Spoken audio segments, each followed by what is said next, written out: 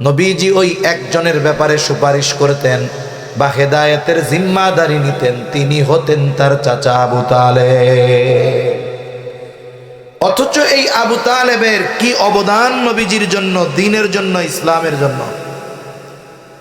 8 বছর বয়স যখন আমার আপনার নবীর, ওই সময় থেকে নবীজির 50 বছর পর্যন্ত আবু তালেব আমার আপনার নবীজির অভিভাবক।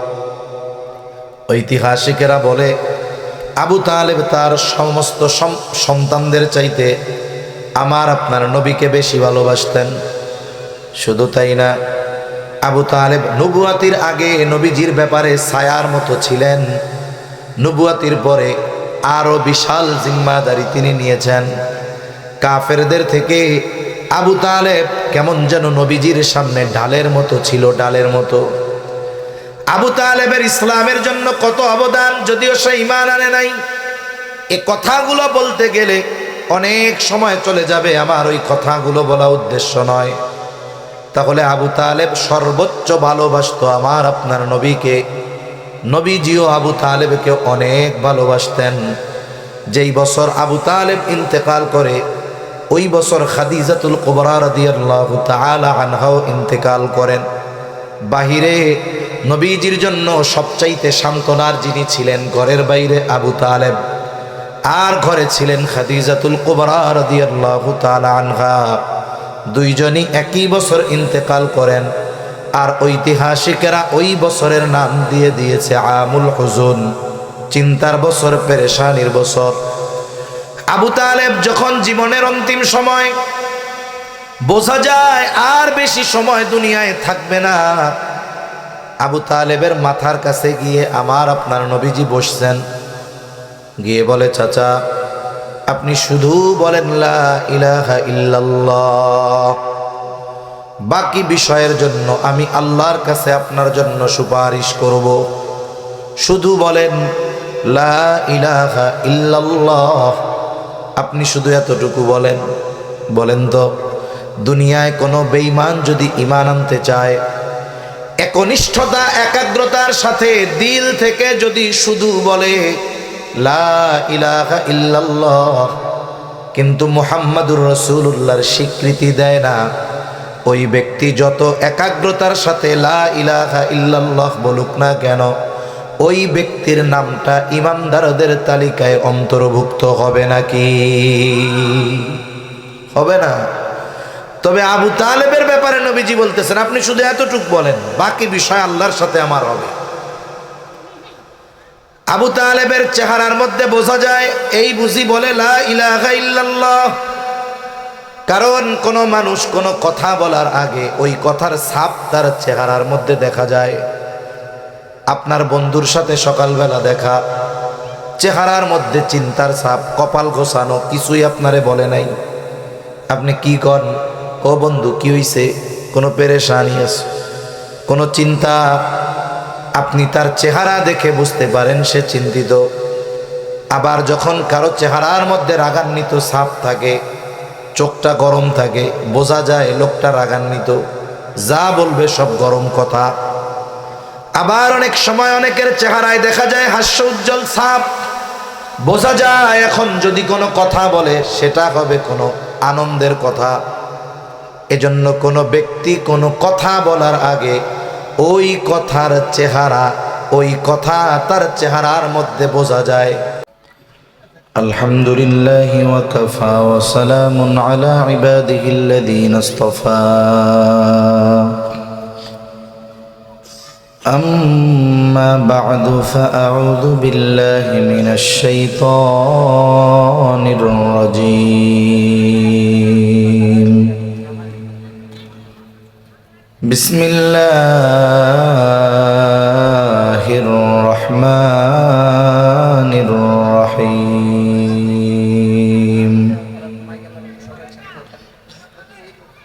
ইয়া আইয়ুহাল্লাযীনা আমানু কু আনফুসাকুম ওয়া আহলিকুম নারা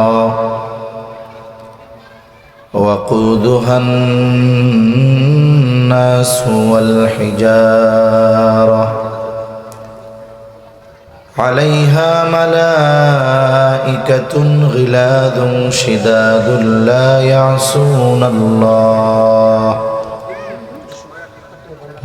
يعصون الله ما أمرهم ويفعلون ما يؤمرون. وقال رسول الله صلى الله عليه وسلم كلكم راعٍ وكلكم مسؤولون عن رعيته. أو كما قال النبي صلى الله عليه وسلم صدق الله العلي العظيم وصدق رسوله النبي الكريم ونحن على ذلك لمن الشاهدين والشاكرين والحمد لله رب العالمين. سبحانك لا علم لنا إلا ما علمتنا إنك أنت العليم الحكيم. اللهم صل على محمد وعلى آل محمد كما صليت على إبراهيم وعلى آل إبراهيم إنك حميد مجيد. اللهم بارك على محمد وعلى آل محمد كما باركت على إبراهيم وعلى آل إبراهيم إنك حميد مجيد. الحمد لله. ঐতিহ্যবাহী শরীয়তপুর জেলার অন্তর্গত নড়িয়া থানাধীন শালদ ঈদগাহ জামে মসজিদ কমিটি এলাকাবাসী ও যুব সমাজের উদ্যোগে 20তম বার্ষিক ওয়াজ মাহফিলের সম্মানিত শ্রদ্ধেয় সভাপতি, আমন্ত্রিত উলামায়ে কেরাম, সামনে উপস্থিত মুরব্বিয়ানে কেরাম, সমবয়সী যুবক বন্ধু, স্নেহের ছোট ভাই, মাইকের আওয়াজ যত দূরে যায় নিজ নিজ স্থানে অবস্থানরতা সম্মানিতা শ্রদ্ধা মা ও বোন, আল্লাহ তাআলার দরবারে অগণিত শুকর যে মহান মালিক হায়াতে বরকত দিয়ে সুস্থ রেখে এতক্ষণ পর্যন্ত বিজ্ঞ উলামা হযরতদের জবানে খুবই গুরুত্বপূর্ণ কথা শ্রবণ করবার, সেই ধারাবাহিকতায় কিছু দ্বীনি কথা মুযাকারা করার সুযোগ যে মহান মানিব দান করেছেন, সে মহান মানিবকে খুশি করার জন্য মোহাব্বতের সাথে অন্তর থেকে কালিমাতুশ শুকর পাঠ করি আলহামদুলিল্লাহ। অগণিত দুরূদ ও সালাম সাইয়্যিদুল আম্বিয়া, আশরাফুল আম্বিয়া, খাতামুল আম্বিয়া, ইমামুল মুরসালিন, রহমাতুল লিল আলামিন মুহাম্মাদুর রাসূলুল্লাহ সাল্লাল্লাহু আলাইহি ওয়াসাল্লামের উপর। এতক্ষণ পর্যন্ত আপনারা খুবই গুরুত্বপূর্ণ কথা শ্রবণ করতেছিলেন। দুনিয়ার নিজাম হলো, বর্তমান পরিস্থিতি হলো এইরকম, যেই খাবার যত স্বাদ যত মজা লাগে এটাই ক্ষতি তত বেশি। যেই খাবার ভাল লাগে না, স্বাদ লাগে কম, উপকার বেশি। আমরা তো ওয়াজ শুনতে শুনতে অবস্থা এরকম, খালি সুর লাগবে আর টান লাগবে, এটা মজা লাগে, কিন্তু তুলনামূলক উপকার কম, মজা লাগে। এখন গ্রাম অঞ্চলের মধ্যেও ফাস্ট ফুড পাওয়া যায়। কোনো জায়গায় একটু খোলামেলা হইলেই দেখবেন ছোট্ট ভ্যানরে সিস্টেম করে ফুড কোর্ট বানায় ফেলছে। ওর মধ্যে বার্গার পাওয়া যায়, স্যান্ডউইচ পাওয়া যায়, আরও অনেক ধরনের খাবার পাওয়া যায়। এই খাবারগুলো গ্রামেও পাওয়া যায়, মানুষও খায়, খুব মজা। কিন্তু বলেন তো উপকার আছে? যারা বুঝে জিজ্ঞাসা করবেন, একজনও বলবে এর মধ্যে কোনো উপকার নাই, ক্ষতি ছাড়া, কিন্তু খাইতে মজা। যেই খাবারগুলো ক্ষতি নাই, উপকার, অধিকাংশ খাবার মুখে স্বাদ লাগে না। আমাদের অভ্যাস হয়ে গেছে এরকম যে আমরা ওয়াজ বলতে শুধু সুর বুঝি, যে সুর হইলে ওয়াজ ভালো লাগতে হবে। আমাদের কি বললো এটা আমরা বুঝি না, ভালো লাগতে হবে, মজা লাগতে হবে, এটা হলো আমাদের এক উদ্দেশ্য হয়ে গেছে। এজন্য দেখা যায় যে যারা গুরুত্বপূর্ণ কথা বলে, প্রয়োজনীয় কথা বলে, আমরা তাদের কথা সুর দিয়া বলতেছে না, এজন্য অনেক সময় শেষ করে না গে রে, হ্যাঁ, এটা ঠিক না। তা হযরত অনেক গুরুত্বপূর্ণ কথা বলছে। আল্লাহ তাআলা হযরতের নেক হায়াত দান করেন বলিয়া আমিন। আমার তো মনে হইতেছে আরো খানিক বলুক, ভালোই লাগতেছে।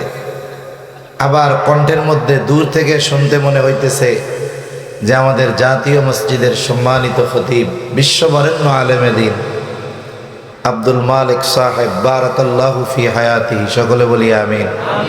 দূরের থেকে মনে হইতেছে এরকম কণ্ঠ, হযরতের সোহবতে থাকছে, আল্লাহ তাআলা এগুলা দান করছে। আল্লাহ তাআলা ওনারে কবুল করেন বলি আমিন। তা সম্মানিত উপস্থিতি, আমি আপনাদের খেদমতে পবিত্র কোরআনুল কারীমের একটি আয়াত ও রাসূল আকরাম সাল্লাল্লাহু আলাইহি ওয়াসাল্লামের অগণিত হাদিস থেকে একটা হাদিসের অংশ পাঠ করেছি। আল্লাহ তাআলার কাছে তৌফিক চাই, আল্লাহ তাআলা কিছু কথা বলার তৌফিক দেন, যে কথাগুলো আমাদের সবার দুনিয়া এবং আখিরাতের জন্য কল্যাণ করা হয়। সকলে জবান খুলে বলি আমিন। আল্লাহ তাআলা এই দুনিয়াতে আমাদেরকে অগণিত নিয়ামত দান করেছেন।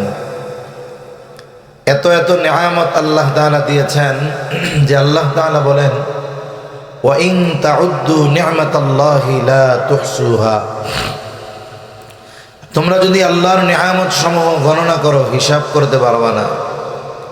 কত নিয়ামত আল্লাহ তাআলা দিয়েছেন, এটা আমাদের দ্বারা গুণে হিসাব করা কিয়ামত পর্যন্ত হায়াত পাইলেও সম্ভব না। তবে এমনটা নয় যে অনেক নিয়ামত দিয়েছেন এই জন্য নিয়ামতগুলোর দাম কম, এমন না। বরং আল্লাহ তাআলা বান্দার জন্য যেটা বেশি প্রয়োজন ওই জিনিসটা আল্লাহ অতি সহজে দিছে। বান্দার জন্য যেটা বেশি প্রয়োজন ওইটা আল্লাহ অতি সহজে দিয়েছে, অথচ দেখা যাবে এ নিয়ামত অনেক দামি। অনেক উদাহরণ দেওয়া যাবে। মনে করেন একজন বেঁচে থাকার জন্য খাবার দরকার। খাবারকে মৌলিক অধিকারগুলোর মধ্যে একটা অধিকার বলে বলা হয়। খাদ্য, বস্ত্র, চিকিৎসা, বাসস্থান, শিক্ষা, এগুলা মানুষের মৌলিক অধিকার বলা হয়। খাদ্যবিহীন, পানিবিহীন, চিকিৎসা বিজ্ঞান বলে একটা মানুষ 22 দিন বাঁচতে পারে। কয়দিন? 22 দিন। কিন্তু আপনাদের শুধু নড়িয়া না, শরীয়তপুর না, ঢাকা না, গোটা বাংলাদেশ না, গোটা পৃথিবীতে এরকম 2-1 লোক দেখান যে অক্সিজেন ছাড়া 2-4-5 ঘন্টা বেঁচে থাকতে পারবে? আছে? পৃথিবীর কোথাও নাই। অথচ যিনি চাকরি করেন, যদি মাসের 10 তারিখে বেতন পান, যদি অবস্থা এমন হয় বেতন পাইতে 10 দিন বাকি, কিন্তু ঘরে খাবার যা আছে 5 দিন চলবে। বেতন পাইতে বাকি 10 দিন, খাবার আছে ঘরে 5 দিনের। ঘরের লোক বলবে খাবার কিন্তু আর 5 দিন যাবে, চাল ডাল যা আছে। আপনি চিন্তা করছেন বেতন তো পাবো 10 দিন পর, এখনো ঘরে 5 দিনের খাবার থাকার পরেও ওই চাকরিজীবীর ওই 5 দিনের পরে বাকি 5 দিন কেমনে চলবে, এখন থেকেই পেরেশানি শুরু, ঠিক না? অথচ ঘরে খাবার আছে কয় দিনের, উনি যে 5 দিন বাঁচবে এর কোনো গ্যারান্টি আছে? অথচ ওইটার টেনশন শুরু হয়ে গেছে।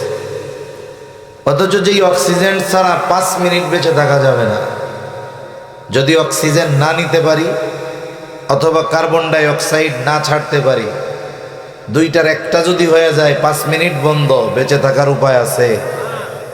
অথচ কোনোদিন আমি আপনি রাতে শোয়ার সময় এই চিন্তা করি না, হায় রে যদি অক্সিজেন বন্ধ হয়ে যায়, এই চিন্তা করি না, আসে না কেন? বলে আল্লাহ তাআলা এটা এত বেশি আর এত সহজে দিছেন যে এটা নিয়ে আমাদের চিন্তার কোনো সুযোগই হয় না। বাজারে আছে, ঘরে আছে, বাহিরে আছে, যে জায়গায় যাক সব জায়গায় আছে। আল্লাহর নাফরমানি করতেছে, ওই সময়ও আল্লাহ তাআলা এটা দেওয়া জারি রাখছে। আল্লাহ তাআলা এইরকম দামি নেয়ামত সহজে আমাদেরকে দিয়েছেন, অথচ এই নেয়ামত কত দামি। আমরা করোনার সময় দেখছি যে এক এক দিন এক একজনের যখন তার ফুসফুসে আক্রান্ত হয়েছে করোনায়। সাউন্ডটা নষ্ট করলেন কেন? আগেই তো ভালো ছিল, সাউন্ড তো শুরুতেই ভালো ছিল। নয়েজ হচ্ছে, একটু কমাই দিলে হইতো। আপনি সেটিং ফেটিং কমাইতে গেছেন কেন?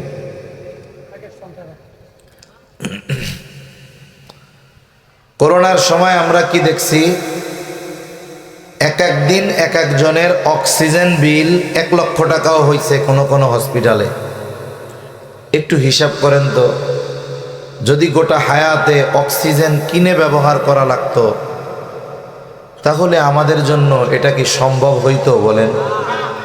অথচ এই রকম এক দামি নেয়ামত আল্লাহ তাআলা যেটাকে বেঁচে থাকার জন্য অপরিহার্য করেছেন, অতি সহজে বিনা টাকায় সব জায়গায় আল্লাহ আমাদেরকে এটা দেন। এজন্য অগণিত নেয়ামত কম দামি হবে এটা মনে করার সুযোগ নাই। তা আল্লাহ প্রদত্ত এই দামি দামি নেয়ামতগুলোর মধ্যে অন্যতম দামি এক নেয়ামত হলো সন্তান।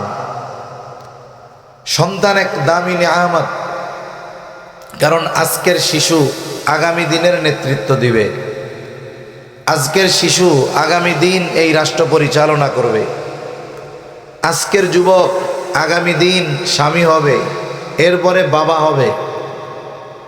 তাহলে আমরা যদি আমাদের শিশুদের, সন্তানদের সঠিক তরবিয়তের আলোকে গড়ে তুলতে পারি, আদর্শ মানুষে পরিণত করতে পারি, নেককার মানুষে পরিণত করতে পারি, তাহলে ওই শিশুরা যদি নেককার হয়, আমাদের জাতি এক নেককার জাতি পাবে, জাতি এক আদর্শ জাতি পাবে। এই জাতি পথভ্রষ্ট হবে না, পথচ্যুত হবে না। কারণ প্রত্যেকটা জাতির মূলে একটা ব্যক্তির অবদান আছে, ব্যক্তিবিহীন হবে না। যেমন একজন ব্যক্তি, দুজন মিলে হইল একটা পরিবার, কয়েকটা পরিবার মিলে হলো সমাজ, কয়েকটা সমাজ মিলে একটা গ্রাম, কয়েকটা গ্রাম মিলে ইউনিয়ন, কয়েকটা ইউনিয়ন মিলে একটা থানা, কয়েকটা থানা মিলে একটা জেলা, কয়েকটা জেলা মিলে বিভাগ, কয়েকটা বিভাগ মিলে একটা দেশ, কয়েকটা দেশ মিলে হয় মহাদেশ, আবার কয়েকটা মহাদেশ মিলেই এই গোটা পৃথিবী। তাহলে গোটা পৃথিবীর এই মানব সভ্যতার মূলে প্রত্যেকটা ব্যক্তির অবদান আছে। এজন্য এই সন্তান আমাদের নেয়ামত। সন্তানদেরকে গড়ে তুলতে হবে দ্বীনের আলোকে, সঠিকভাবে তারবিয়াত করতে হবে। দ্বীনের উপরে যদি গড়ে তুলি, এই সন্তান আমার আপনার জন্য দুনিয়া আখেরাতে সম্মান আর ইজ্জতের কারণ হবে ইনশাআল্লাহ। সন্তান আমানত, সন্তান নেয়ামত। দুনিয়াতে যদি কোনো ব্যক্তির হাজার হাজার কোটি টাকা থাকে, টাকা পয়সার অভাব নাই, হাজার কোটি টাকা, কিন্তু আল্লাহ তাআলা তাকে কোনো সম্পদ দেয় নাই, সন্তান দেয় নাই, বলেন তো, হাজার কোটি টাকা থাক, সন্তান নাই, প্রকৃতপক্ষে তার চাকচিক্যতা, বিলাসিতার অভাব নাই, কিন্তু তার অন্তরে শান্তি আছে? শান্তি নাই। ওই লোকটারে যদি বলা হয় যে ভাই, আপনার এত সম্পদ না থেকে যদি জীবন চলার মতো সম্পদ থাকতো, আর যদি আল্লাহ তাআলা আপনাকে 2টা সন্তান দিত, আপনার কাছে কোনটা ভালো লাগতো? আমার মনে হয় ওই ব্যক্তি বলবে যে ভাই, জীবন চলার মতো সম্পদ যদি আল্লাহ দিত, আর যদি 2টা সন্তান দিত, এটা আমার জন্য বেশি শান্তির কারণ হইত। কারণ আমি মারা যাওয়ার পর আমার এই সম্পদ মানুষে ভাগ বাটোয়ারা করে নিবে। 2 দিন পরে আমার নাম নেওয়ার কেউ থাকবে না, দোয়া করার কেউ থাকবে না। কিন্তু সন্তান যদি থাকে কমপক্ষে দোয়া করবে, আমার বংশের বাতি জ্বালানোর লোক থাকবে, নাম নেওয়ার লোক থাকবে। কিন্তু এখন তো এই অবস্থা নাই। তার মানে 1000 কোটি টাকার মালিক, অন্তরে শান্তি নাই সন্তান না থাকার কারণে, অথচ জাগতিক নেয়ামতের অভাব নাই। আবার আরেকজনের 1000 কোটি টাকা আছে, সন্তানও আছে, কিন্তু সন্তান মাদকাসক্ত, সন্তান পাপাচারে লিপ্ত, অবাধ্য। টাকাও আছে, সন্তানও আছে, বলেন তো শান্তি আছে নাকি? শান্তি নাই। উপরন্তু আর এক ব্যক্তি দিন আনতে নুন আনতে পান্তা ফুরায়, দিন মজুর, প্রত্যেক দিন 3 বেলা পেট ভরে খাওয়া তার জন্য বড় কষ্টের। কিন্তু আল্লাহ তাআলা তাকে একজন নেক বিবি দান করছে। পাকা ঘর নাই, কাঁচা ঘর। গরমের সময় ফ্যান চালাবে, বলে কারেন্টের বিল দেওয়ার মতো টাকাও নাই। কিন্তু আল্লাহ একটা নেককার বিবি দিয়েছে। আল্লাহ তাআলা 2টা নেককার সন্তান দিয়েছে। এই লোকের হয়তো দুনিয়ার চাকচিক্যতা নাই, কিন্তু স্ত্রী সন্তানের কারণে অন্তরে শান্তি আছে না নাই? তাহলে কি বোঝা গেল? শুধু সম্পদ থাকলেও শান্তি নাই, শুধু সন্তান যদি অবাধ্য হয় শান্তি নাই। সম্পদ নাই, সন্তান আছে নেককার, বলে জাগতিক চাকচিক্যতা না থাকতে পারে কিন্তু শান্তি আছে। এই দোয়াই আমরা আল্লাহ তাআলার কাছে করি। আল্লাহ তাআলা শিখাইয়া দিয়েছেন দোয়া, রব্বানা হাব লানা মিন আজওয়াজিনা ওয়া যুররিয়াতিনা কুররাতা আ'য়ুন ওয়াজআলনা লিল মুত্তাকিনা ইমামা। আমরা আল্লাহর কাছে বলি, ও রব, এমন স্ত্রী সন্তান দেন যারা আমার চক্ষু শীতলকরণের কারণ হবে, আত্মার প্রশান্তির কারণ হবে, চক্ষু শীতলকরণের কারণ হবে। আপনি আমাদেরকে মুত্তাকিনদের ইমাম বানায়া দেন। আল্লাহর কাছে কেমন বিবি চাই? যেই বিবি আমার চক্ষু আর অন্তরের শীতলকারী হবে। কেমন সন্তান চাই? যেই সন্তান আমার চক্ষু আর অন্তরের শীতলতার কারণ হবে। আমি যদি ওই রকম স্ত্রী আর সন্তান চাই, তাহলে দোয়ার সাথে সাথে ইসলাম আমাকে যেই পদ্ধতি বলে দিয়েছে অবশ্যই সেই পদ্ধতি অবলম্বন করতে হবে, ঠিক কিনা বলেন? প্রত্যেকটা দোয়া বাস্তবায়ন করার ক্ষেত্রে আল্লাহ এবং তার রসুলের যেই নির্দেশনা, এই নির্দেশনার প্রতি সর্বোচ্চ খেয়াল রেখে প্রচেষ্টা করতে হবে। তা আমি যে আয়াতখানা আপনাদের খেদমতে তিলাওয়াত করেছি, এই আয়াতে মূলত আপনি যদি চাই যে আমার আপনার সন্তানকে চক্ষু শীতলকারী সন্তান হিসাবে পরিণত করব, অবশ্যই অবশ্যই সন্তানকে দ্বীনি তারবিয়াত তথা দ্বীনের উপরে গড়ে তুলতে হবে। আর সন্তানদের দ্বীনের উপরে গড়ে তোলার নির্দেশ দিয়েছেন আল্লাহ। কে বলেন? সন্তান যেমন নেয়ামত, সন্তান আমানত। তাহলে যেই সন্তান আমানত, ওই সন্তান প্রতিপালনের পদ্ধতি কার থেকে নিতে হবে? বলে যে আমানত দিয়েছেন তার থেকে। এজন্য সন্তানকে দ্বীনের উপরে গড়ে তোলা এটা ফরজ। আল্লাহ তাআলা বলেন, ইয়া আইয়ুহাল্লাযীনা আমানু কু আনফুসাকুম ওয়া আহলিকুম নারা। আল্লাহ তাআলা বলেন, হে ঈমানদারেরা, নিজে জাহান্নামের আগুন থেকে বাঁচো, অধীনস্থদেরকে বাঁচাও। ঈমানদারদেরকে উদ্দেশ্য করে আল্লাহ তাআলা 1 নম্বরে বলেন, ঈমানদার তুমি নিজেকে জাহান্নাম থেকে বাঁচাও। 2 নম্বর, অধীনস্থদের বাঁচাও। একজন ব্যক্তি ঈমান আনার মাধ্যমে অনন্তকাল জাহান্নাম থেকে সে বেঁচে যায়। কারণ একজন ব্যক্তি যদি যারা পরিমাণ ঈমান নিয়েও আল্লাহর কাছে হাজিরা দিতে পারে, দুনিয়াতে যদি তার শয়তানের ধোঁকায় কোনো পাপ কাজ হয়ে যায় আর তার অন্তরে যদি যারা পরিমাণ ঈমান থাকে, হয়তো ওই পাপ কাজের জন্য আল্লাহ তাআলা তাকে শাস্তি দিবেন, কিন্তু ঈমানের কারণে আল্লাহ তাআলা একটা সময় ওই ব্যক্তিকে জাহান্নাম থেকে জান্নাতের মালিক বানায়া দিবে। তাহলে ঈমান আনার মাধ্যমে একজন ব্যক্তি অনন্তকাল জাহান্নাম থেকে বাঁচার ব্যবস্থা হয়ে গেল। যেই জাহান্নামের শাস্তি বড় কঠিন, ওখানে চিরন্তন শাস্তি যারা ভোগ করবে তাদের যেমন কষ্ট, বলে কিছু কালের জন্য যারা যাবে তাদেরও কষ্ট। এজন্য আল্লাহ বলেন, ইমানদার, ঈমান আনার মাধ্যমে তো অনন্তকাল জাহান্নাম থেকে বাঁচলা, এইবার তুমি আল্লাহ তাআলার হুকুম আহকাম আদেশ নিষেধ মান্য করার মাধ্যমে ক্ষণস্থায়ী জাহান্নামের শাস্তি থেকে নিজেকে বাঁচাও।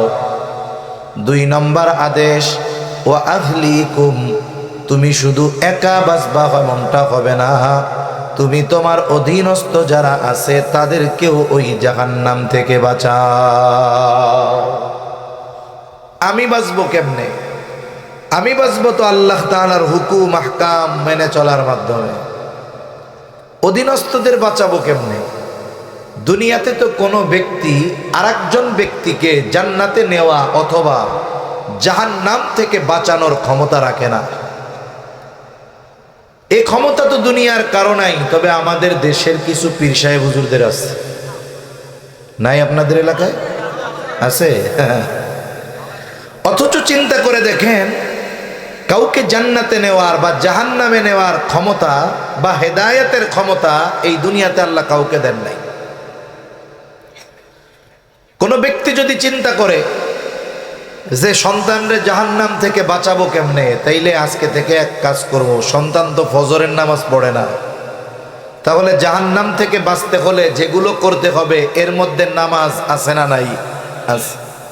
উনি এখন চিন্তা করছে, সন্তান তো নামাজ পড়ে না, আজকে থেকে ফজরের যে ফরজ 2 রাকাত, শুধু আমার 2 রাকাত পড়বো না, আমার পোলার লাইগাও ফরজ 2 রাকাত পড়বো। নিজের 2 রাকাত নিজে বাঁচার জন্য, আর বাকি 2 রাকাত পোলারে বাঁচানোর জন্য। আপনি যদি ছেলের নামাজ পড়ে দেন, কাজ হবে?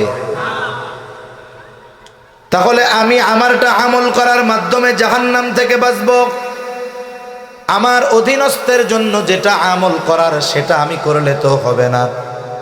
তাহলে কি করতে হবে? বলে অবশ্যই অবশ্যই সন্তান যেন নামাজি হয়, সন্তান যেন রোজাদার হয়, সন্তান যেন দিনদার হয়, এজন্য যা করার দরকার এগুলো করার মাধ্যমে তাকে জাহান্নাম থেকে বাঁচানোর চেষ্টা করতে হবে।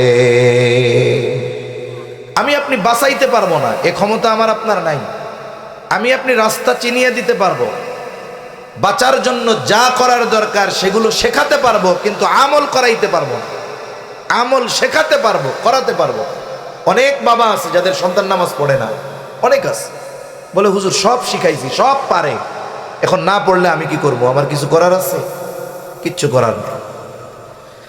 তাহলে আল্লাহ তাআলার নির্দেশ, মূল দায়িত্ব হলো নিজে আমল করার মাধ্যমে নিজেকে জাহান্নাম থেকে বাঁচাইবা, আর ওই আমলগুলো সন্তানদের জন্য করে, এজন্য যা ব্যবস্থাপনা করার দরকার তুমি করবা। তবে চেষ্টায় কোনো ত্রুটি রাখা যাবে না। আমার আপনার চেষ্টায় যদি কোনো ত্রুটি না থাকে, আল্লাহ না করুন এই সন্তান যদি কখনো পাপাচারে লিপ্ত হয়ে যায়, তাহলে কিয়ামতের দিন সন্তানের জন্য আল্লাহ তাআলার আদালতে আমাকে আপনাকে জিজ্ঞাসার কাঠগড়ায় দাঁড়ানো লাগবে না। আর যদি আমার আপনার চেষ্টা প্রচেষ্টার মধ্যে কোনো ত্রুটি বিচ্যুতি থাকে, আল্লাহ না করুন এই সন্তান যদি পাপাচারে লিপ্ত হয়ে যায়, জাহান্নামী হয়ে যায়, কিয়ামতের দিন আল্লাহ তাআলার আদালতে ওই সন্তান, আমি বাবা, আমি হইলাম হাফেজ আলেম, আমি হাজী সাহেব, আমি মসজিদের সভাপতি, কবরস্থানের সেক্রেটারি, মাদ্রাসার ক্যাশিয়ার, ধর্মীয় পদের আমার অভাব নাই, 6 বার হজ করে আমি আলহাজ।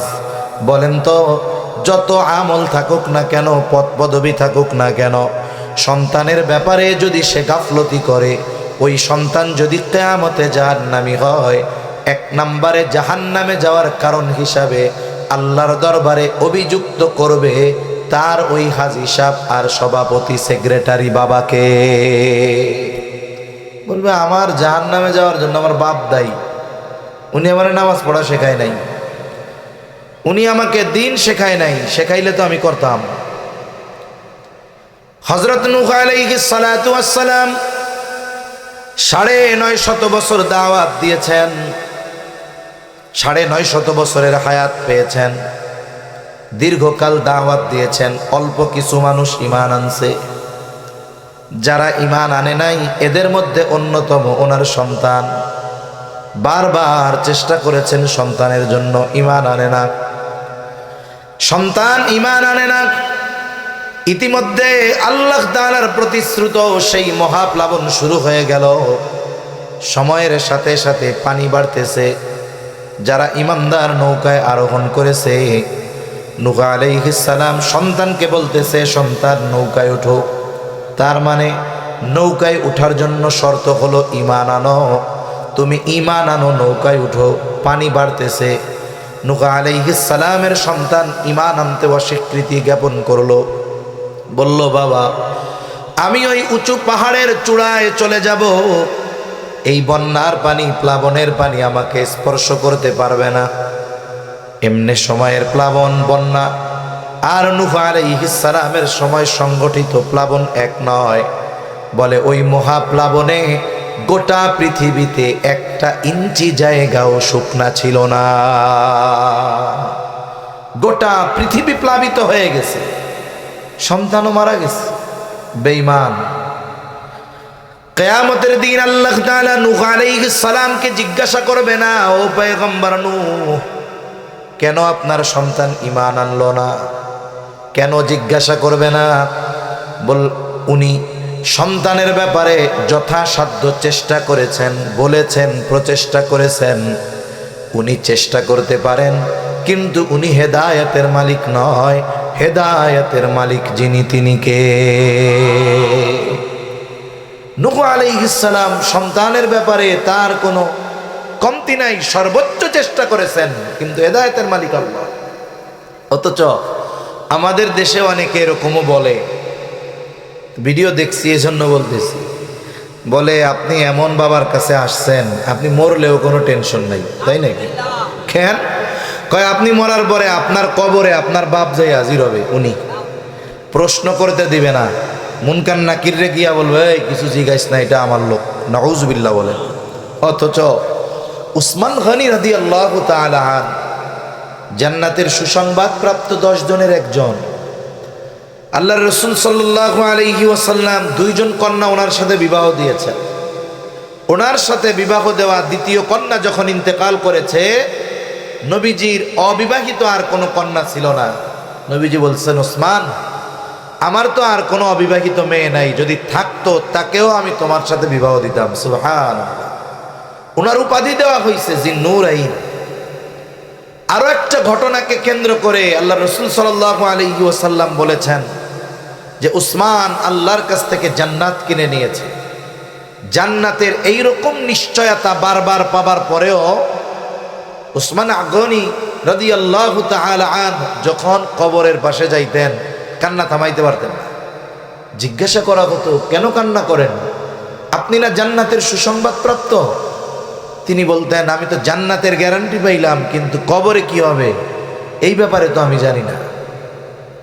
আর এরা বলে, আসছেন এমন জায়গায় আপনারে প্রশ্নই করবে না, ভয়ে ভাগবে। নাউজুবিল্লাহ। তাহলে হেদায়েতের মালিক আল্লাহ। দুনিয়াতে যদি আল্লাহ তাআলা কোনো ব্যক্তিকে হেদায়েতের ক্ষমতা দিতেন, তাহলে আমার আপনার নবীজিকেই দিতেন, ঠিক কিনা বলেন? আমার দিল বলে যে আল্লাহ তাআলা যদি বলতেন, হাবিব আপনাকে হেদায়েতের ক্ষমতা দেওয়া হলো, তবে একজন ব্যক্তির ব্যাপারে, একজনের ব্যাপারে আপনি হেদায়েত দিতে পারবেন, আমার মনে হয় নবীজি ওই একজনের ব্যাপারে সুপারিশ করতেন বা হেদায়েতের জিম্মাদারি নিতেন। তিনি হতেন তার চাচা আবু তালেব। অথচ এই আবু তালেবের কি অবদান নবীজির জন্য, দ্বীনের জন্য, ইসলামের জন্য। 8 বছর বয়স যখন আমার আপনার নবীর, ওই সময় থেকে নবীজির 50 বছর পর্যন্ত আবু তালেব আমার আপনার নবীজির অভিভাবক। ঐতিহাসিকেরা বলে আবু তালেব তার সমস্ত সন্তানদের চাইতে আমার আপনার নবীকে বেশি ভালোবাসতেন। শুধু তাই না, আবু তালেব নবুয়াতির আগে নবীজির ব্যাপারে ছায়ার মতো ছিলেন, নবুয়াতির পরে আরো বিশাল জিম্মাদারি তিনি নিয়েছেন। কাফেরদের থেকে আবু তালেব কেমন যেন নবীজির সামনে ডালের মতো ছিল, ডালের মতো। আবু তালেবের ইসলামের জন্য কত অবদান, যদিও সে ঈমান আনে নাই। এই কথাগুলো বলতে গেলে অনেক সময় চলে যাবে, আমার ওই কথাগুলো বলা উদ্দেশ্য নয়। তাহলে আবু তালেব সর্বোচ্চ ভালোবাসতো আমার আপনার নবীকে। নবীজিও আবু তালেবকে অনেক ভালোবাসতেন। যেই বছর আবু তালেব ইন্তেকাল করে, ওই বছর খাদিজাতুল কুবরা রাদিয়াল্লাহু তাআলা আনহাও ইন্তেকাল করেন। বাহিরে নবীজির জন্য সবচাইতে সান্ত্বনার যিনি ছিলেন ঘরের বাইরে আবু তালেব, আর ঘরে ছিলেন খাদিজাতুল কুবরা রাদিয়াল্লাহু তাআলা আনহা। দুইজনই একই বছর ইন্তেকাল করেন। আর ঐতিহাসিকেরা ওই বছরের নাম দিয়ে দিয়েছে আমুল হুজুন, চিন্তার বছর, পেরেশানির বছর। আবু তালেব যখন জীবনের অন্তিম সময়, বোঝা যায় আর বেশি সময় দুনিয়ায় থাকবে না, আবু তালেবের মাথার কাছে গিয়ে আমার আপনার নবীজি বসছেন। গিয়ে বলে, চাচা আপনি শুধু বলেন লা ইলাহা ইল্লাল্লাহ, বাকি বিষয়ের জন্য আমি আল্লাহর কাছে আপনার জন্য সুপারিশ করব। শুধু বলেন লা ইলাহা ইল্লাল্লাহ, আপনি শুধু এতটুকু বলেন।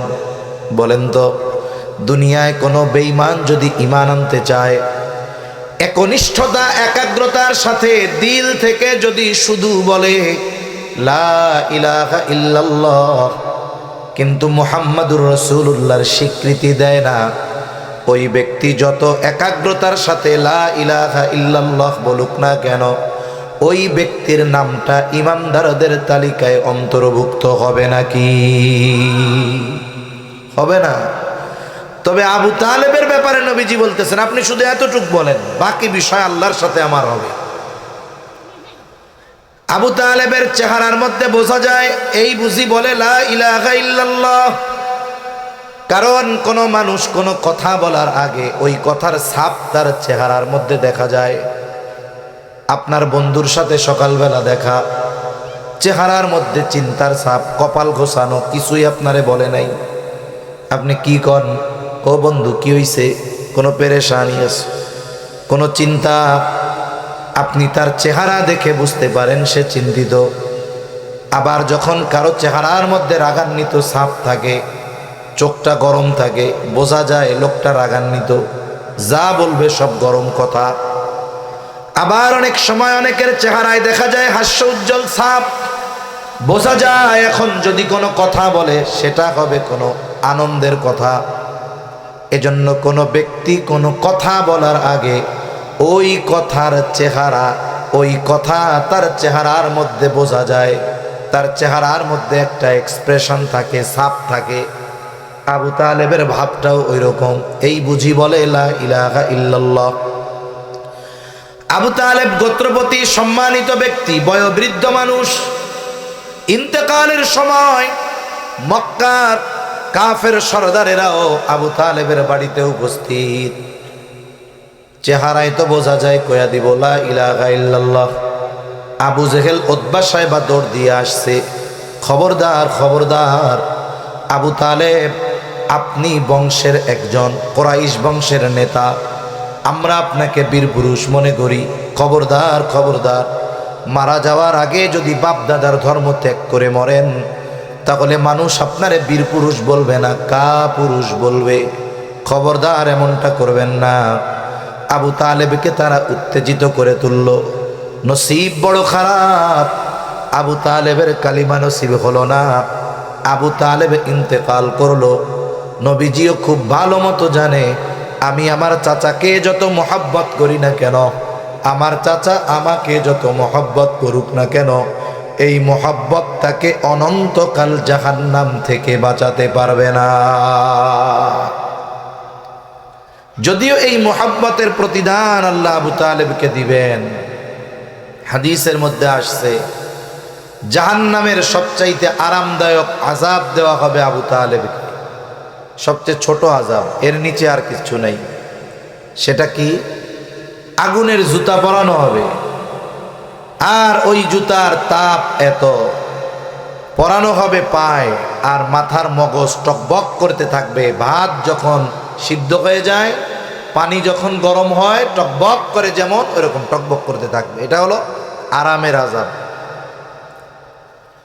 নবীজি সাল্লাল্লাহু আলাইহি ওয়াসাল্লাম জানেন, হেদায়েত নসিব হয় নাই, চাচা অনন্তকাল জাহান্নাম থেকে বাঁচতে পারবে না। নবীজির অন্তরে বড় কষ্ট, চাচার জন্য মায়া। হায়রে আমার মোহাব্বতের চাচা, হেদায়েত নসিব হলো না। আর আল্লাহ তাআলা বলেন, ইন্নাকা লা তাহদি মান আহবাবতা ওয়ালাকিন্নাল্লাহা ইয়াহদি মান ইয়াশা। আপনি যাকে ভালোবাসেন, মোহাব্বত করেন, আপনি চাইলে তারে হেদায়েত দিতে পারবেন না। ওয়ালাকিন্নাল্লাহা ইয়াহদি মান ইয়াশা, বরং আল্লাহ তাআলা যাকে চান তিনি তাকে হেদায়েত দেন। তবে আমরা চেষ্টা করতে পারি, কিন্তু হেদায়েত দিতে পারবো না। চেষ্টায় যেন ত্রুটি না থাকে, এটার ব্যাপারেই আমার আপনার আল্লাহর দরবারে জিজ্ঞাসিত হতে হবে। আমি চেষ্টা করব হেদায়েত দেওয়ার মালিককে।